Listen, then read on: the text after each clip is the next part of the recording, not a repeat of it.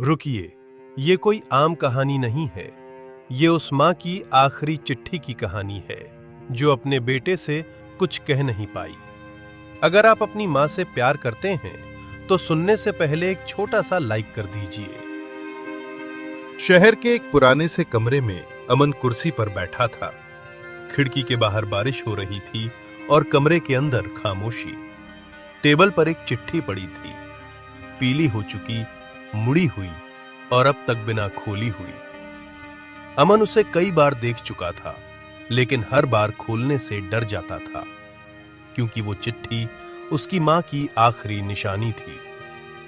अमन कभी ऐसा नहीं था। पहले वो हंसता था, बातें करता था, छोटी छोटी खुशियों में भी बड़ी उम्मीदें ढूंढ लेता था, लेकिन जिंदगी ने उसे जल्दी बड़ा बना दिया। पिता की अचानक मौत के बाद घर की जिम्मेदारी उसके कंधों पर आ गई। नौकरी, ईएमआई और हर दिन की थकान।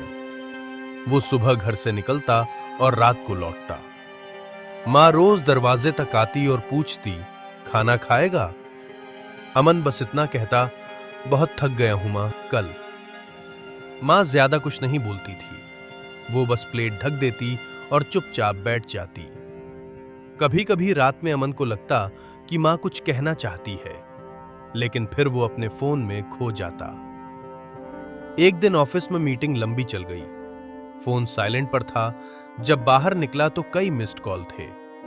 पड़ोसी का नंबर था। अमन ने फोन किया तो सामने से बस इतना कहा गया, जल्दी आ जाओ, तुम्हारी मां ठीक नहीं है।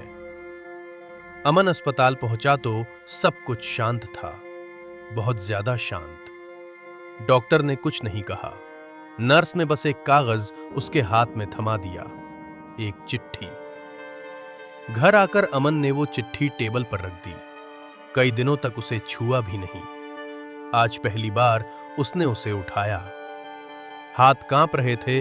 उसने चिट्ठी खोली। बेटा अमन, अगर तुम ये पढ़ रहे हो तो समझ जाना कि मैं अब तुम्हारे पास नहीं हूँ। मुझे तुमसे कोई शिकायत नहीं है। मुझे पता है तुम बहुत मेहनत करते हो। बस एक बात कहनी थी। जब तुम थके हुए घर आते थे और बिना बात किए सो जाते थे तो मुझे बुरा नहीं लगता था। मुझे बस डर लगता था कि कहीं तुम अकेले ना पड़ जाओ। मैं चाहती थी कि तुम कभी कभी रुक कर अपनी जिंदगी भी देखो। खुश रहो बेटा, जिंदगी बहुत बड़ी है और तुम उससे भी बड़े हो। चिट्ठी यहीं खत्म हो गई, लेकिन अमन वहीं बैठा रहा। आंसू नहीं निकले, पर सीने में कुछ टूट गया था। उसे एहसास हुआ कि उसने सब कुछ कमाया पर समय खो दिया। अगले दिन अमन ऑफिस नहीं गया। वो उसी कमरे में बैठा खिड़की से बाहर देखता रहा।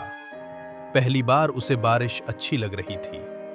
उसने फोन उठाया और अपने दोस्त को कॉल किया। कैसा है? उसने पूछा। सामने से हंसी की आवाज आई।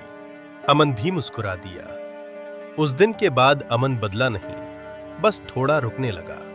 काम करता रहा, लेकिन खुद के लिए भी जीने लगा, क्योंकि कुछ चिट्ठियां कागज पर नहीं होती, वो जिंदगी भर दिल में लिखी रह जाती हैं।